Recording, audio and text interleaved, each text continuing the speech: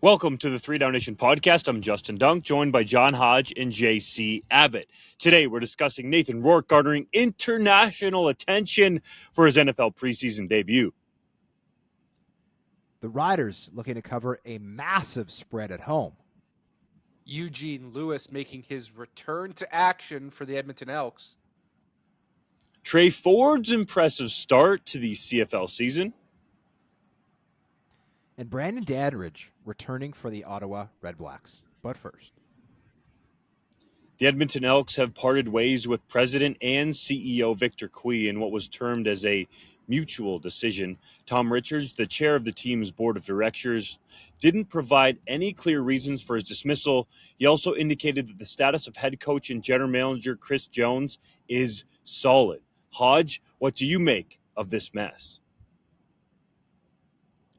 well, it's a mess, right? I mean, that's, I think, a more than fair term. The news was kind of shocking. There have been some folks on social media who have tweeted, former team employees who have tweeted about their displeasure with Cui's behavior behind the scenes. Also, reportedly, there are a couple of senior people in the organization who are currently on stress leave. I suppose potentially due to their interactions with Cui or expectations that Cui had that they felt were unreasonable. I don't want to speculate about any of that, it being true, it being not true. But suffice to say, the Edmonton Elks obviously are a complete mess on the field. Off the field, they are also a mess. They lost $3.3 million last year. Tom Richards was unwilling to speculate as to how much money they would lose this season. In the press availability, by the way, he spoke for about 20 minutes. I think on 5 or even 6 separate occasions, he implored fans to come back into the stadium and buy a ticket and support their local team. That's how concerned he is. He made it clear the team is not in financial trouble, but did make it clear that he does have financial concerns. The team had a $15 million stabilization fund heading into the COVID-19 pandemic. That has already been drawn down to $11 million, and presumably they're going to have to draw down a bunch more money to get through 2023. So, again, on the field, the Chris Jones thing is preposterous, right? Like, Chris Jones, just looking at his 4-23 record, should not be the head coach and the general manager of the Edmonton Elks at this point. But clearly the board's got his back. And to me, the real fireable offense here for Victor Cui was redoing Chris Jones' deal. Chris Jones signed 4 one-year deals with outs at the end of each year of that contract when he joined the team as the head coach and general manager prior to the 2022 season. And Victor Cui went on national television a month ago and said, oh, no. What are you talking about? No, 4 one-year deals. That's not true. No, he's got a 4-year deal. And lo and behold, that's because Victor Cui redid the contract this past offseason. There is a buyout, but parting ways with Chris Jones is not free and clear as it might have been a year ago. And to me, that's ultimately the reason that Victor Cui should have been gone in Edmonton. As much as I thought a lot of his ideas were innovative and frankly, I thought some of them were great, right? We talked about them here. Some of the promotions the club was doing, the outreach, the events that were hosted at Commonwealth, including the Combine Boys, which we all really liked. We were at that event in person, thought it was fantastic at Edmonton. Ultimately, when you have a 4-14 head coach you give a bunch of money to, when you've just finished paying off all of these debts that you've had to these other coaches and people you fired, is pretty inexcusable. Absolutely, Hodge. That is the key point here. And I've seen it floated out there on social media since this news became public that, Cui is not the problem with the team. It's Chris Jones. And that's not Cui's fault because he was hired after Chris Jones was hired. And that's true. But he did not have to go in last offseason and guarantee the rest of Chris Jones's contract, or at least 2 more years of it. It appears as if they will be on the hook for 12 months of salary for Chris Jones after the date in which they fire him. So if they let go of him after this season, they would have to pay him out for 2024, but not 2025. But either way, that's not a situation this team had to be in, right? Victor Cui went in and made that decision. And beyond that, gave 2-year extensions to most of Jones's key assistants. That's why Stephen McAtoo was not fired as the offensive coordinator. He was moved into a senior advisor role is because they'd be on the hook for that salary too, which is extremely unusual in the current CFL where everyone is getting 1-year contracts as an assistant because you don't want to be put in a situation where you're going to be on the hook for that guy's salary going forward. Victor Cui seems to have ignored that, and he's put the team in a extremely difficult position in regards to the league's coaching and football operations cap. Now, there was a lot of things that Victor Cui said over the last year and a bit that I quite liked, right? He seemed to say the right things. His heart seemed to be in the right place, but ultimately the results didn't happen, right? There is no shining success that you can point to. And when you make mistakes of that magnitude, there do have to be some consequences, especially if these rumors about a toxic work environment are true. I don't really think this has anything to do with the team's 0-9 record, and Victor Cui was not there at the start of this terrible losing streak that they've had at Commonwealth Stadium. So I don't necessarily think this decision was because of that. I think it was more about what was going on behind the scenes, and we've seen some of the stuff on social media. You guys have referenced it already, but I think on the flip side of this, we got to recognize Victor Cui is very passionate about the Edmonton Elks, the green and gold football team in Edmonton there that he grew up cheering for as a kid, and he went and built a giant billion-dollar empire in one championship, essentially the same as UFC, but over in Asia. And he didn't need to take this job as the Elks president financially or even to waste his time with it, let's say. He was committed to this team.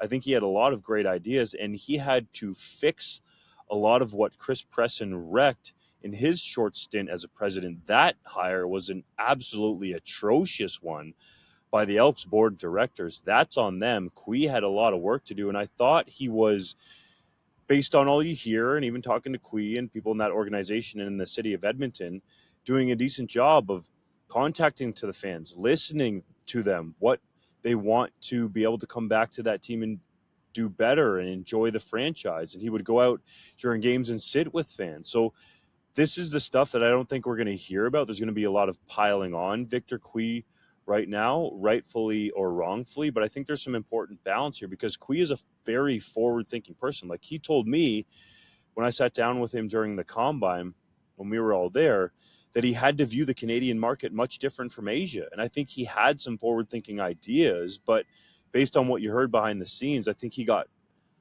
maybe frustrated isn't the right way to say it, but something like that at the lack of progression that maybe the CFL wanted to make. I think he's used to building up an empire and spinning up a private business as fast as he can. Now, the CFL is unique. I know we're going to hear that from Mr. Abbott here in sort of his retort to what I'm saying, but I thought Cui overall was a net positive for the Elks. Yes, making Chris Jones's deal essentially fully guaranteed for 4 years with an out that pays him out for 1 year was a massive mistake. Like he got sweet talked, let's say, charmed into that deal by Chris Jones. They should have kept it on those 4 1-year deals and had flexibility.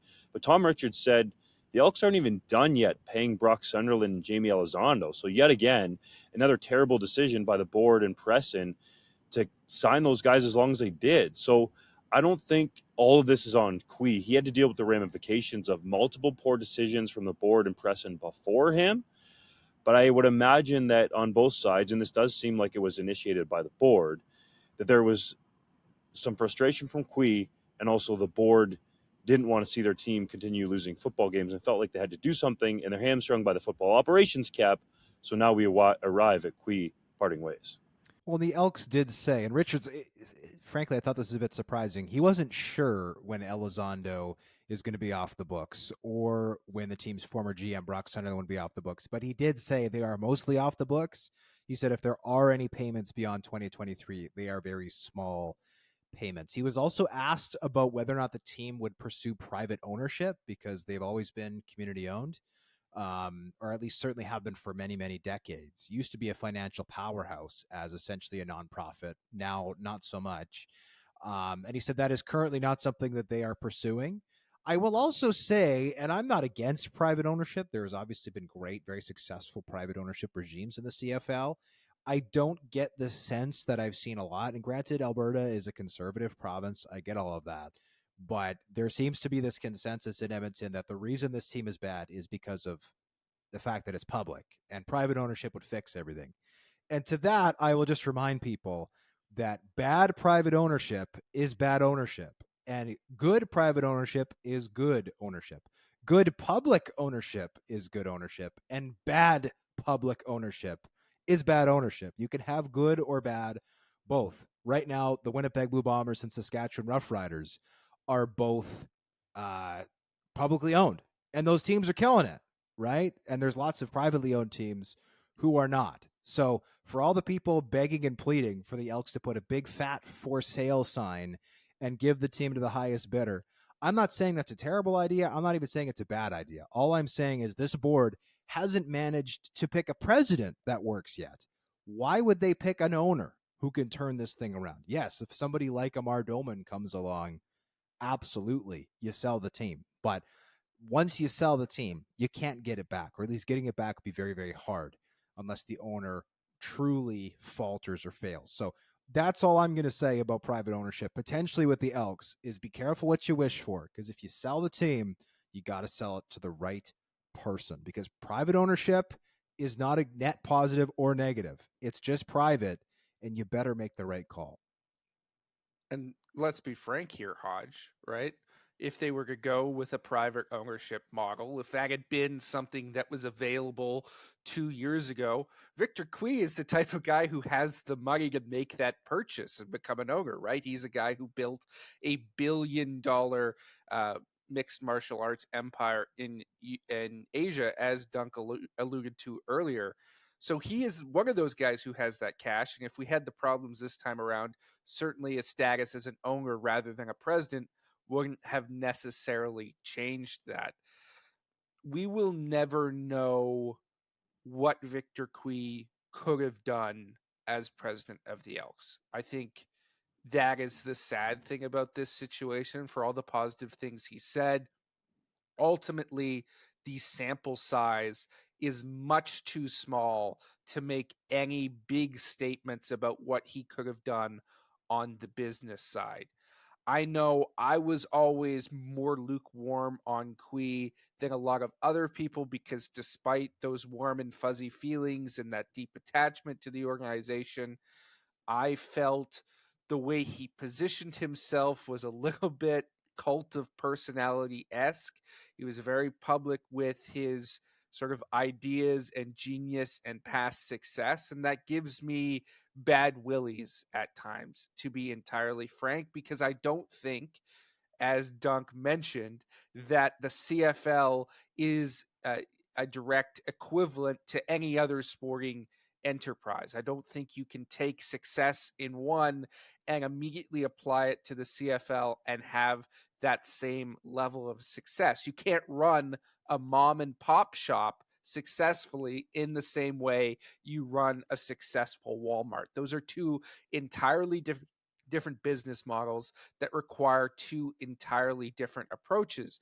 In some ways, I think that Cui understood that. He was very personable on a one-on-one level with fans. In other ways, I'm not sure he had fully learned the lessons of what the Canadian market is. One of the big successes he cited in interviews with Dunk was this big rise in social media numbers and presence by the Elks. He described it as sort of blowing other teams out of the water. Well, I did some digging. If you go on Twitter or Instagram, they're not even the most followed team in the province of Alberta. And let's be frank, the Calgary Stampeders haven't been particularly well run over the last little bit either. If you go on TikTok, while the BC Lions have double the amount of followers that the Edmonton Elks do, really where their success was isolated is on Facebook. And while that's all well and good, that is a massively popular tool in Asia for people of all ages. And it's not as much anymore in North America, where it's become sort of a tool for the older generation, certainly not as popular with people of my age. So Cui was using what had worked for him in the past, I'm not sure you would have seen massive amounts of success with that approach in terms of growing the Elks fan base going forward in the way that maybe he expected. And so I have some reservations about some of his big dreams and ideas, and the fact that he didn't quite have the patience with his co-workers or the people under his employ, I think is telling about how things would have gone. Nathan Rourke garnered international attention for his preseason debut with the Jacksonville Jaguars, completing 9 of 17 passes for 153 yards and a touchdown, as well as 6 carries for 20 yards and a score along the ground. The most impressive play from the Canadian QB came on a 21-yard touchdown pass to Quadri Olison, which he delivered after stripping 4 potential sacks. What did you make of the performance?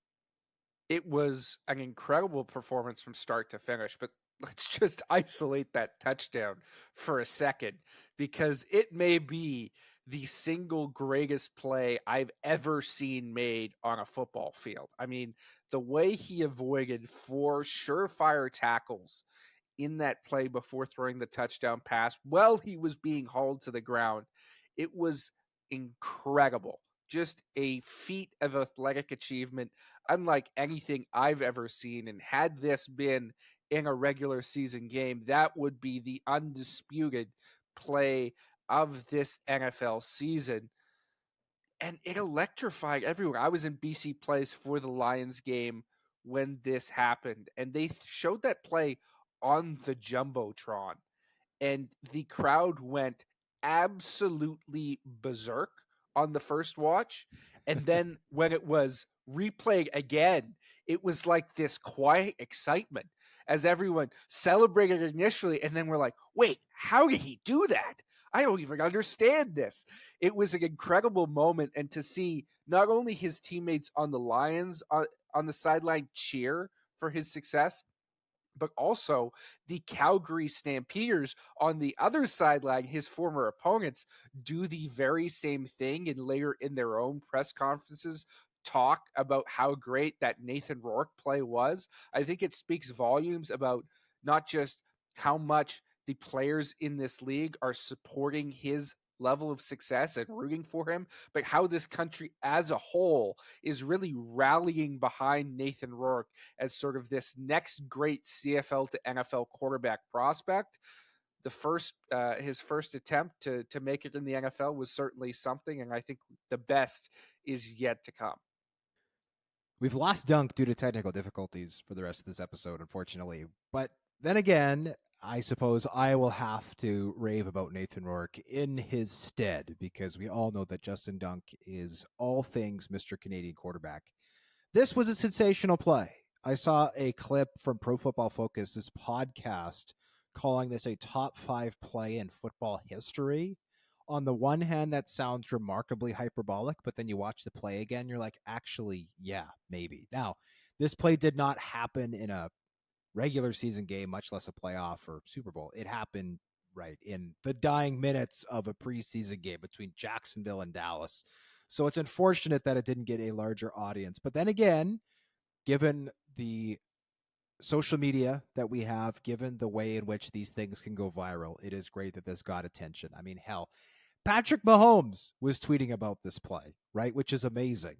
So I love, by the way, that the Lions play this at their game. It's great that fans in Vancouver and from Nathan Rourke's home province, yes, he was raised primarily in Southern Ontario, but was born in BC, got the chance to cheer for their former star quarterback. And I love that the country is rallying around Nathan Rourke, because I wouldn't blame CFL fans who were cheering for him to fail, right? They want him back in the CFL. If he plays well down south, he's not coming back up to Canada, or at least he's certainly not doing that anytime soon.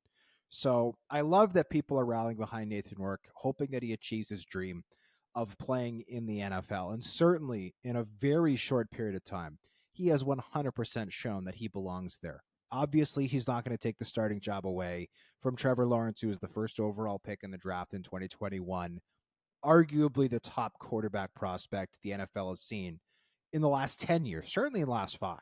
right? And he was a Pro Bowler last year, all that stuff.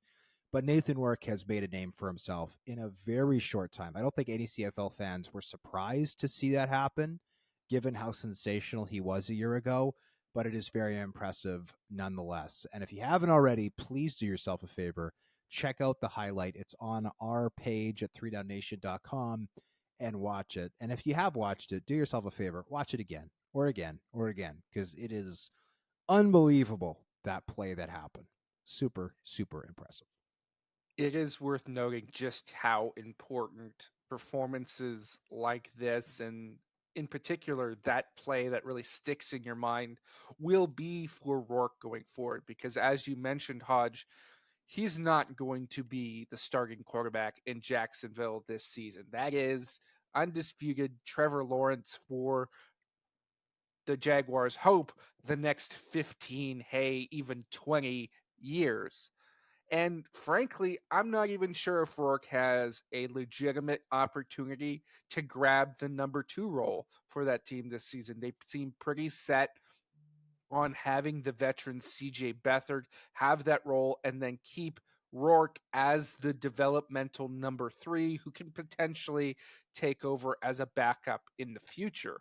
But what a play like this does and a performance like this does is shows every NFL team, all the other 31, exactly who this kid is. So a few months down the line, if somebody's quarterback goes down and they're looking for options, well, what about that kid who lit it up in the preseason for Jacksonville? I wonder if he's available for the low price of a mid-round draft pick or something of that nature. And they can go out and get Nathan Rourke and bring him to a situation where maybe the path to a starting job is quicker, or in the offseason when a team decides to move on from their quarterback because he's underperformed. Maybe we'll go out and get Nathan Rourke either via trade or once his contract with the Jaguars expires.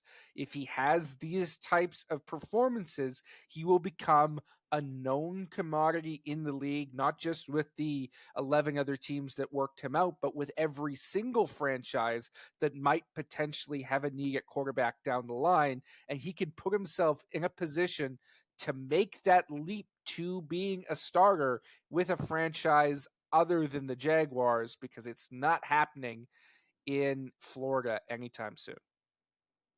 Well, and we know that when you're a high draft pick or you've got guaranteed money on your deal, the preseason doesn't matter. Well, when you're a guy who's an NFL rookie after playing the CFL for a couple years, the preseason matters a whole heck of a lot. And clearly Nathan Rourke is maximizing that opportunity right now. Nathan Rourke was the most outstanding Canadian in the CFL last season. Currently, 3DownNation's contributors voted for winners of all 7 of the CFL's individual awards, with Chad Kelly coming out ahead of Zach Collaros and Vernon Adams Jr. for most outstanding player. Did our contributors get it right?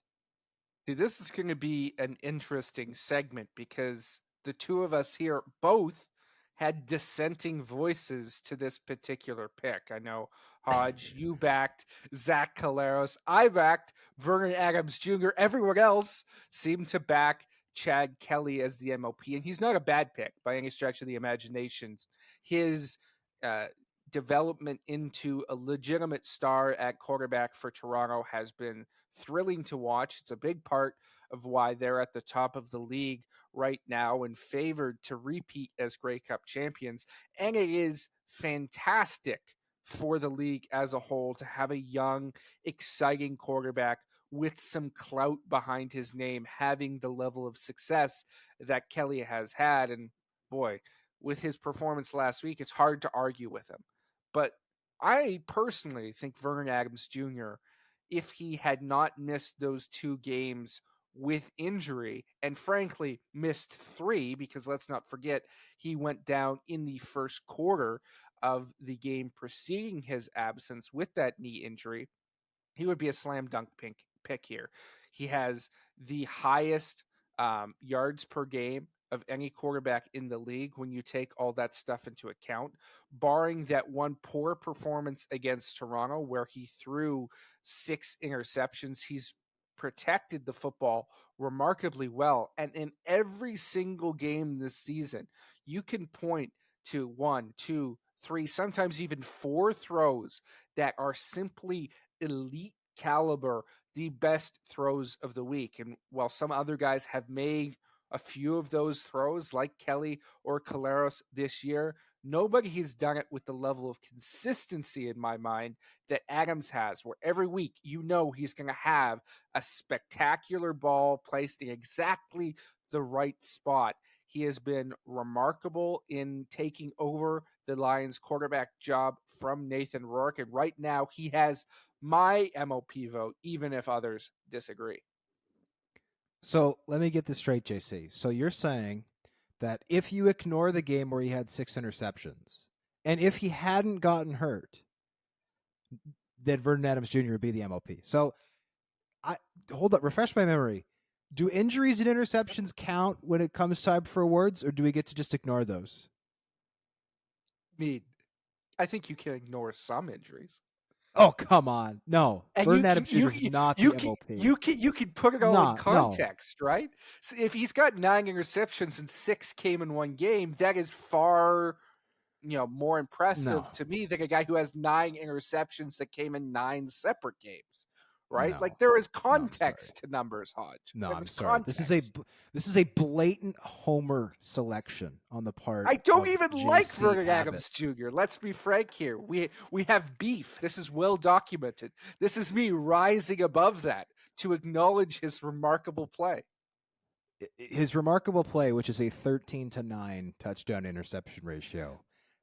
No, I'm sorry. I think Vernon Adams Jr. has been impressive. He's been better than I thought he'd be. His completion percentage of 72% is remarkable, considering how often he's putting the ball into tight windows down the field. But he's also throwing to what I believe is the best receiving core in the CFL. And he also has who I believe is the best offensive coordinator in the CFL in Jordan Maksimic. The offense looked exactly the same, essentially, when Dane Evans took over, with the exception of the blowout in Winnipeg, which by your logic, I'm allowed to just discount because you're discounting an entire game from Vernon Adams Jr. when he threw 6 interceptions against the Toronto Argonauts. He still threw for over 300 yards in that game. Well, hey, if you'd counted how many yards defensive backs got from the Argos, he would have had over 500 yards. Why don't we throw those in since we're just making up the rules? He only had 9 incompletions. It just, so happened that 6 of them were interceptions. So what you're really saying is he had 3 incompletions because 6 of them were actually complete, just to the opposition. Anyways, we're getting into the weeds here. Vernon Adams Jr. is not the MOP. He has a chance, I think, over the second half of the season to take that lead spot and potentially pull away from the pack. To me, this is a 2-horse race completely. And by the way, JC was the only person to give Vernon Adams Jr. a first place vote. I was not the only person to give Zach Collaros a first place vote. To me, Zach Collaros is the MOP because he's got 16 touchdown passes so far this season. Chad Kelly only has 13. He also has more yardage than Chad Kelly, though it should be noted Kelly has played 1 fewer game. So Kelly, I think, has that opportunity, given that he's got a game in hand, to take a step up in this race. It was a very difficult decision for me. Obviously, more of our contributors voted for Kelly than voted for Collaros. And Kelly has been a better runner this year, it should be said. He doesn't even have 100 yards more than Collaros, but he does have 4 more rushing touchdowns, which should play into it. So I've got Collaros an inch ahead of Kelly at this point, but I'm certainly not offended by the choice of Kelly as MOP. I also think there might be a little bit of recency bias here because Zach Collaros got hurt after looking really poor in the first quarter against Edmonton, while Kelly is coming off arguably his best game of the season so far, in a game in which that team ran roughshod on offense, 44 points over the Ottawa Redblacks. As we wrote in our awards piece for the week, JC, arguably not just the game of the week, but the game of the year this past week against Ottawa and Toronto. Some high-flying, wide-open CFL action. I don't know what was going on with Ottawa's secondary, but it's almost like one of those tag games you play in school where you're trying to stand as far away from the opposition as possible. That's what it looked like the secondary at Ottawa was doing this past week. A really poor week for their back end. But I'm not offended by the choice of Kelly. I am offended by the choice of Vernon Adams. He's got to have 5 more touchdowns and about half as many picks for him to be the MOP at this point. So I'm shocked that you gave him a first place vote. will just say this, and I want to point out one of the flaws in your argument. And you said Vernon Adams Jr. has the best receiving core in the league. And I think on surface level, there might be an argument there. I love BC's receiving core, but let's really dive in here. Lucky Whitehead has regressed incredibly, right? He's not the dangerous threat he once was. Dominic Rhymes has missed huge chunks of time with injury and is now on the 6-game injured list. They have Keon Hatcher, who is having a remarkable season, but missed the first 3 games of the season, all of which VA started. So most of their star receivers have missed at least some time due to injury.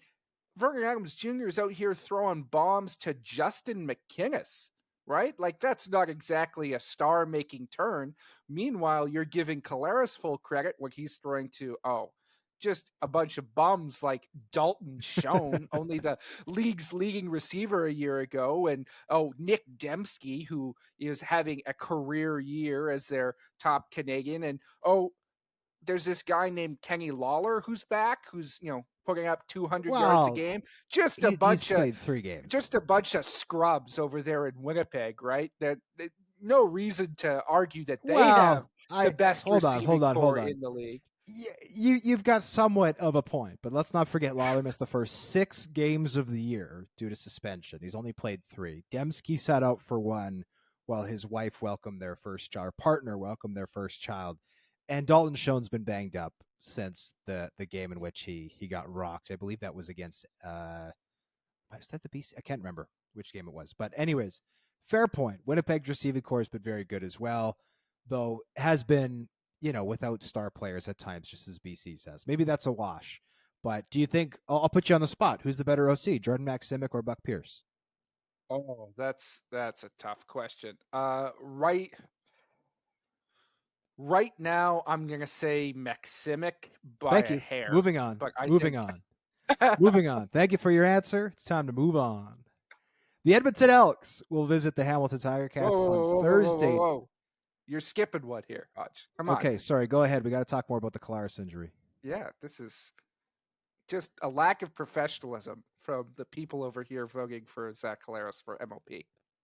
Keeping with Collaros, the Blue Bombers franchise passer went down with a neck injury this past week following a questionable hit from Edmonton Elks defensive lineman Coney Ely. Mike O'Shea challenged the hit for roughing the passer, though the ruling on the field was upheld. Should the play have been penalized?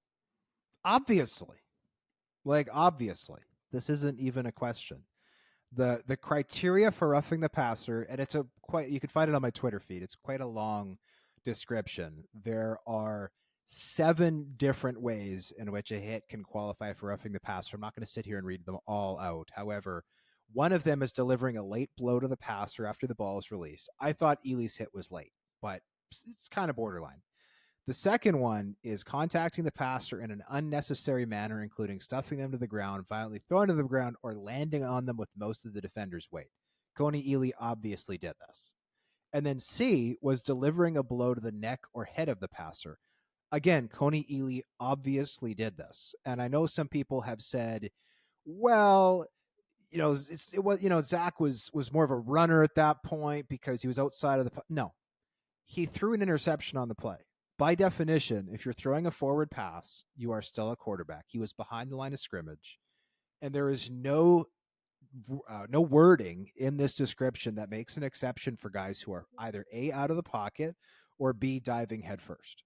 So to me, there is no way that this should have gone unpenalized. I will not be surprised if Coney Ely is fined this week when the CFL acknowledges that it made a mistake, because it's clear as day that Zach Collaros is hit in the head and his head gets wrenched violently to one side, causing the neck injury that he sustained. Now, fortunately, Collaros jogged off the field under his own power. We all know, by the way, his history of concussions. He had 5 reported, that's a minimum of 5 reported concussions from his time in Hamilton to the present. 3 of those came in just a 2-year period with the Saskatchewan Roughriders.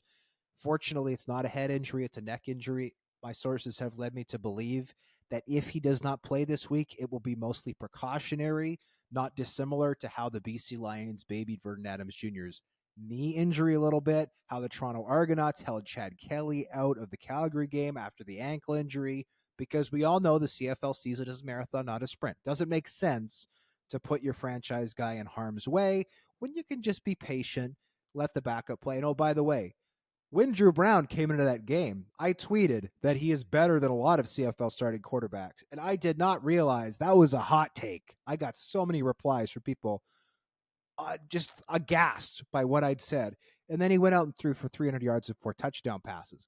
I'm not going to say I told you so because I've been wrong before, but if ever like there's cold takes exposed right on Twitter where you go ahead and you post things that people said that didn't come true.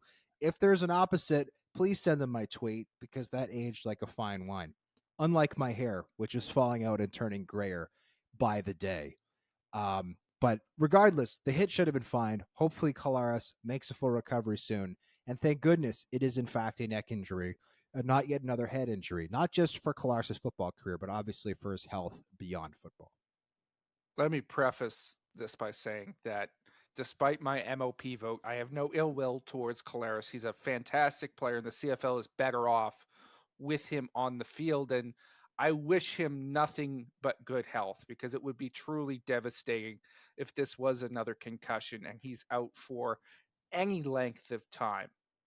But I'm going to vehemently disagree with you when it comes to this hit, Hodge. I don't think it was a penalty, and I'll tell you why. First of all, Zach Collaros was outside the pocket. And let's be frank here, roughing the passer has a different execution to it when it happens outside the pocket versus inside the pocket because there's a run threat. Now, I think the Ely hit was slightly late, but defensively so. And the reason why is Collaros was escaping from Noah Curtis out on that edge, who had his hands on him, sort of, but Collaros took a couple of steps after escaping Curtis and then began to fall to the ground after he tripped himself up. And so Ely, as a defender, has very little way of knowing or anticipating whether Collaros is going to be deemed down by contact as a runner at that point, and certainly could not have expected Collaros to make the last minute on the ground horizontal throw that he did, because that's not a football play. It's an absolutely egregious decision by Zach Collaros that put himself in an extremely vulnerable position, and it's not Ely's job to be able to predict that result. He came in treating Collaros as a runner like he was, not knowing whether he was going to be deemed down by contact, and laid the hit. It's on Collaros, in my mind, not to make a stupid throw and put himself in jeopardy. Roughing the passer is designed to protect a passer in the pocket when he's in a regular, vulnerable. That's literally not true. There is not a single thing in the record book that differentiates between. That's just something we say. I've read the rule book. There is nothing to do with being in the pocket. That is irrelevant. Maybe not in the pocket, but a quarterback who is in a vulnerable position because of a standard type of throw, right? That is, if not the letter of the law, that is the spirit of the law, because quarterbacks, when they're stepping into a throw, they put themselves in a vulnerable position with their knees and things of the like, okay? But Collaros wasn't in a normal throwing type of situation, right?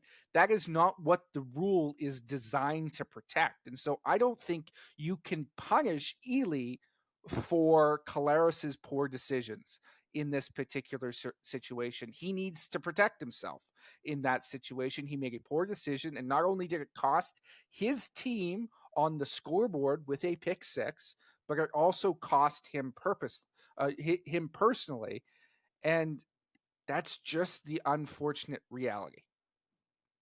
If you want to argue that it wasn't late, fair enough. If you want to argue that Collaros is out of the pocket, to me that's again irrelevant because that's not written in the rule book. By the way, the word pocket does not appear in the CFL's rule book in any facet whatsoever. But to me, there's a hit in the head. And when you hit a guy in the head who's a quarterback, I don't care what the circumstance is. I don't care what the situation is. If they are still behind the line of scrimmage, in other words, a passer, that needs to be penalized 100 out of 100 times. The CFL does not have enough quality quarterbacks at the moment who are healthy, and we need to do everything we can in our power as a league, as members of the media, as fans, whoever you are, to make it clear that this is unacceptable when a quarterback is hit. Because guys will get hurt regardless. Jeremiah Masoli, non-contact injury, right? That could easily happen to any player in this league at any time. The last thing we need is injuries that are happening because of illegal hits. This was an illegal hit. I don't care what anybody says. You watch the replay, it's a hit in the head. You're not allowed to do that.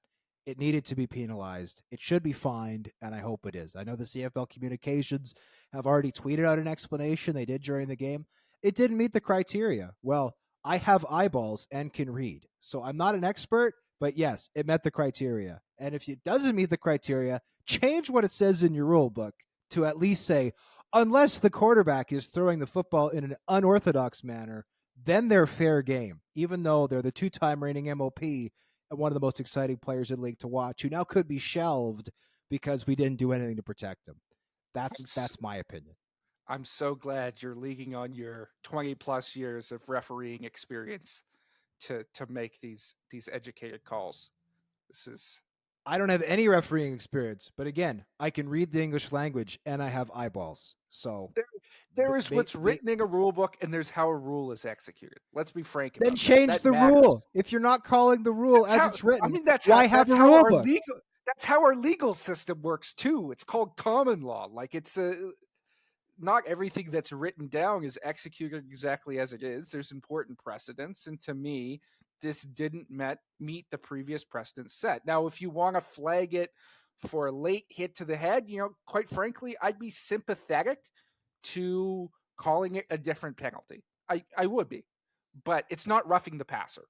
I'm going to be entirely frank on that. If you want to call it something else and deem it as, a late blow to the head, okay. I think it's a bang-bang play. That's up for debate. But Collaros, in my mind, is not a passer in that situation at Even all. though he threw the ball. He threw the ball. Anybody he can literally throw the delivered ball, a pass, Hodge. but he's not a passer. Anybody can throw the ball. Then they're a passer. If a running back makes that play, he's not protected in the same way. He's not in a throwing position. Why wouldn't he be? Why wouldn't he be if he throws the ball forward? We see Andrew Harris do it when he's about to lose 12 yards on the occasional pass, and it's very clever that he throws it. Any player who throws the ball should be protected like they are a passer, because that's what the rules say. And if you're not going to follow the rules, change the rules. That's all I'm saying. That's not how the rule is interpreted on the field. Well, then it's goofy, and it should have been a penalty. The Edmonton Elks will visit the Hamilton Tiger Cats on Thursday night in a game that will see Eugene Lewis return to the lineup for the green and gold, while Scott Milanovich will helm Hamilton's offense for the first time following the departure of offensive coordinator Tommy Condell. Can the Ticats cover the 5.5-point spread against the winless Elks? Man, I can't believe I'm about to do this, Hodge. Please, I need you to save me from myself in some way. But I don't think they can. I'm not even sure they can win this game. Yes, it's the winless Edmonton Elks, but they've got to get a win sometime. And Tre Ford came into that game last week in his first week as the starter. And, well, he didn't blow everyone's socks off. He wasn't a 300-yard passing performance with 4 touchdowns or anything like that. I think he legitimately provided a spark to that offense and gave them another facet that hopefully, with another week to develop it, they can truly exploit against what is not a very good Ticats defense. And then on the other side, Scott Milanovich is riding to the rescue, but that's a lot to ask on 1 week.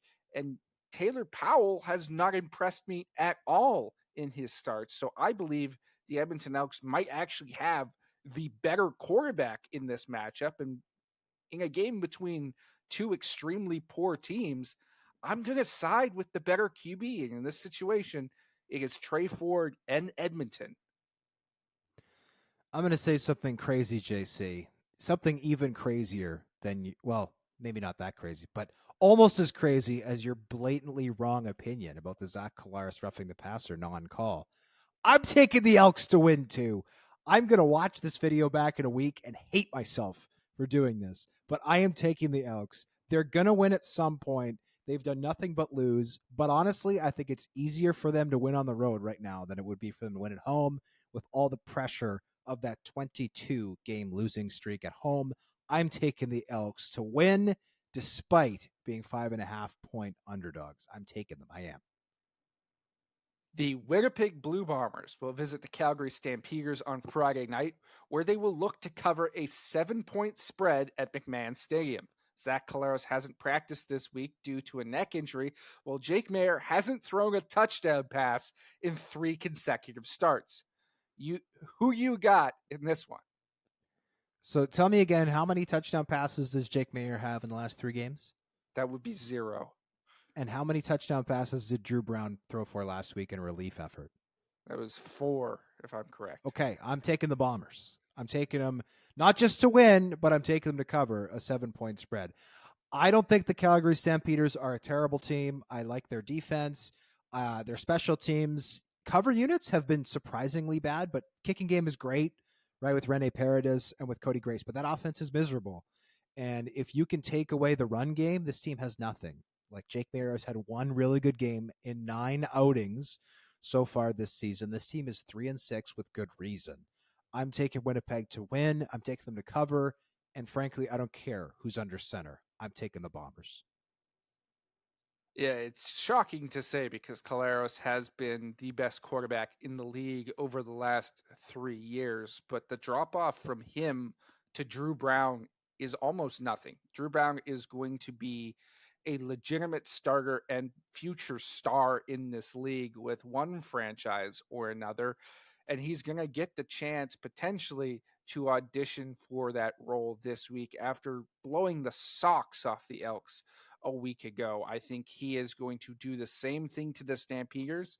And if Dave Dickinson does not get more aggressive with his offense and stop being afraid of Jake Maier doing impromptu turnovers and allow him to push the ball down the field, the Stampeders aren't going to have a chance in any game against tough competition. They cannot go the dink and dunk route again.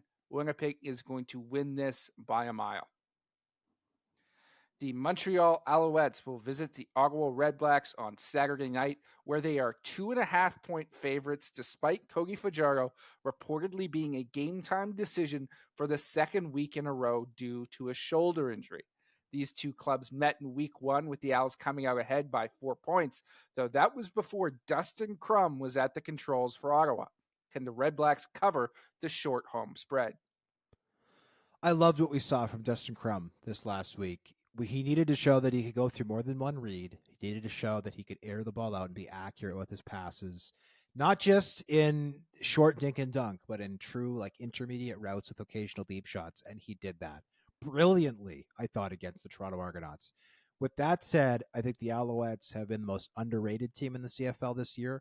Right now, they are 5-0 against every team that is not Toronto, Winnipeg, BC, which I would call clearly the top tier of teams in the CFL. Montreal has beaten up on that second tier, including everybody else, but obviously Edmonton, who I think is clearly by themselves in the bottom tier. With Cody Fajardo, I'm taking the Owls in this game. If Cody Fajardo doesn't play, I'm very happy to take the Redblacks and get points here. Caleb Evans was exactly what I thought Caleb Evans was last week. He completed 8 passes in the win. Fortunately for the Owls, they got the ground game going with William Stanback. Even though he was out, they got it going with Joshua Antwi, who played, Walter Fletcher, who had a huge play, and Caleb Evans, who himself is a good runner, but he's not a thrower. I don't think Montreal can do enough with Caleb Evans to win a second straight game. I would take Ottawa with Evans at the control for Montreal, but I'm taking the Owls if Fajardo plays. We are of one mind on this issue because I'm in the exact same boat. I think if Caleb Evans makes his second straight start, the Ottawa Redblacks are a much better team with Dustin Crum at the helm than the Saskatchewan Roughriders were last week with Jake Dolegala thrust into action, and they will win this matchup. But if Cody Fajardo is back and healthy, he is the better quarterback, and he means the world to that Alouettes offense, which I think has some pretty good receivers in the likes of Austin Mack. If they have their starter back, then I'm going with the favorites in this one. The BC Lions will visit the Saskatchewan Roughriders on Sunday night, where they are monster 9.5-point favorites on the road.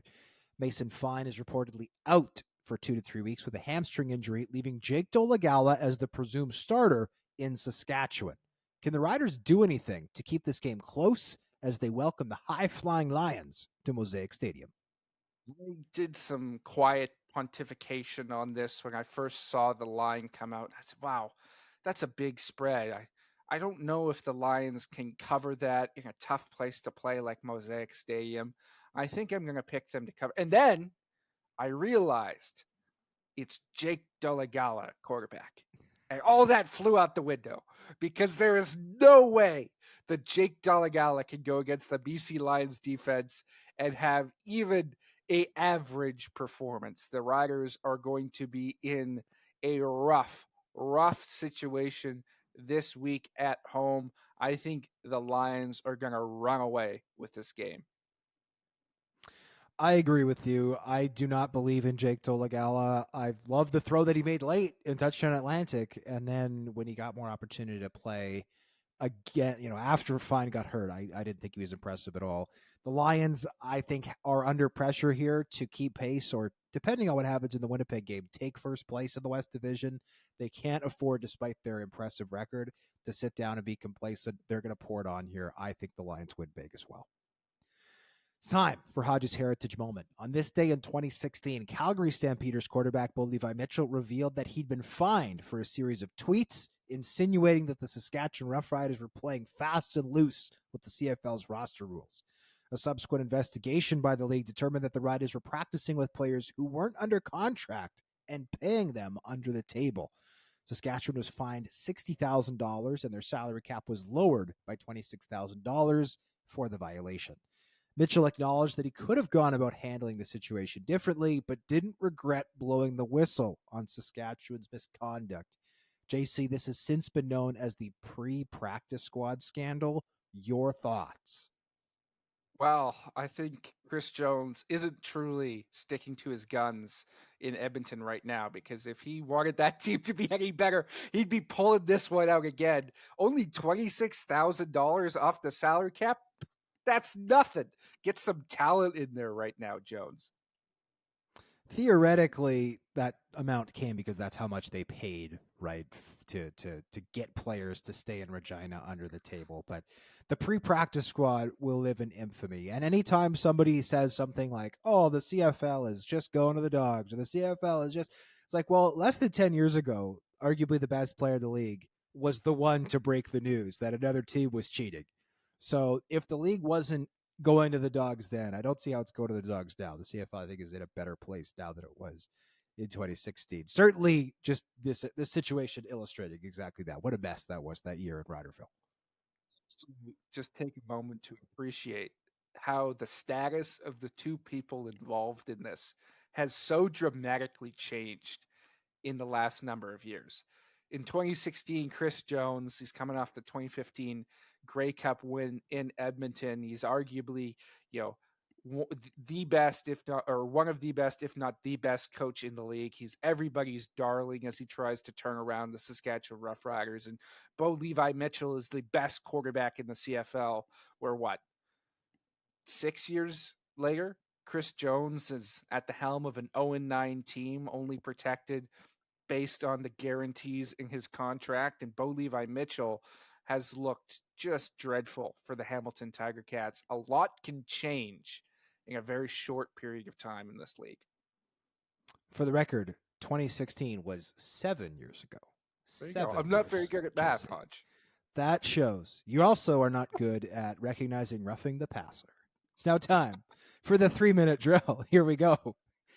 Laval University star receiver Kevin Mattel is facing multiple charges stemming from an alleged 2021 altercation. What can you tell us about that? Well, it appears that he's not going to serve any jail time for this. It's a relatively minor offense, and he could in fact play and is expected to play for the Rouge or this upcoming season as the reigning Heck Crichton Trophy winner. These allegations stem from prior to that season, after the 2021 season, his first in Laval. And I don't think it's going to hurt him necessarily on this side of the border or this upcoming season very much, but certainly it's going to be something that NFL teams take note of as they try and evaluate this prospect from a lower level of competition and judge whether or not he's worthy of an opportunity. This is going to be a check in the wrong column for Metallo going forward. Kadeem Carey recorded 7 carries for 44 yards in his return from injury for the Calgary Stampeders last week. Is he still the team's unquestioned best running back? I do, but I don't think it's a huge difference between him and Dedrick Mills. I think Mills is, I think he's third right now in CFL rushing behind Brady Oliveira and AJ Ouellette, and for good reason. He, if Kadeem Carey is an A+, I think that Dedrick Mills is a B+ or even an A-. Like, neither of these guys are the reason the Stamps are losing. That is all having to do with that quarterback position. Chris Jones told Tre Ford that he should stay in his lane after Canadian QB criticized the Elks' conservative play calling late in their loss to Winnipeg. Did Ford overstep with his comments?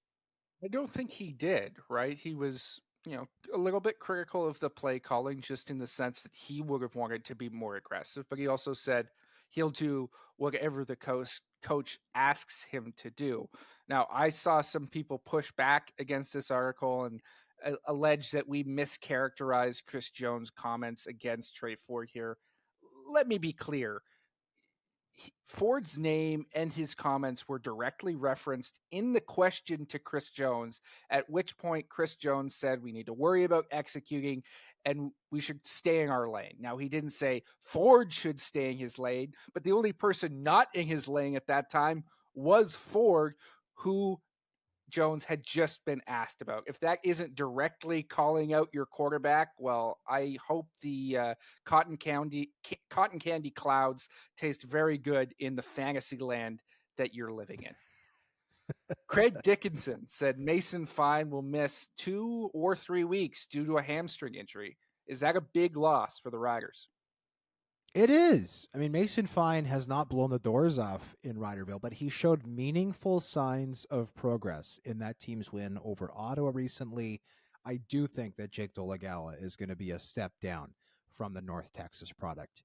The BC Lions have signed edge rusher Nick Usher to their practice roster following his release from the Alouettes. Is that a smart decision? It's a very savvy move. Sione Tahema is currently on the injured list. I don't know when he will be back, and the Lions have had to move defensive tackle Woogie Barron to the edge at times to fill that American defensive end spot. I think they need a little bit of a spark on the other side across from Matthew Betch. Usher is the guy who can provide it. The Saskatchewan Roughriders released veteran receiver Darrell Walker. Was that a surprise? Not really. I think he was a guy who was brought in to, kind of rekindle his career. But at the end of the day, he was very much surpassed by guys like Sean Bain Jr., Tevin Jones, Sam Emelis, who have all had breakout seasons. Plus, we know Kian Schaefer-Baker should be returning from injury soon. The Montreal Alouettes signed rookie quarterback Reese Udinsky to their practice roster. What can you tell us about him?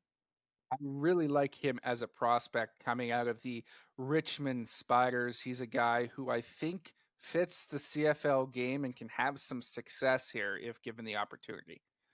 The Ottawa Redblacks removed Brandon Dandridge from their 6-game injured list, an indication that he could be ready to return from a foot injury. Is that good news for the team? It is. I think Brandon Dandridge is one of the most underrated players in the CFL since he has been performing return duties for that team and had a return touchdown, had a couple of pick sixes. I think he's started to get his name out there. People recognize how good he is, but man, he is a special player. That's very good news for our nation. The Grey Cup Festival has been officially announced with this year's CFL Awards show set to take place in Niagara Falls. Are you excited to check out the scenery?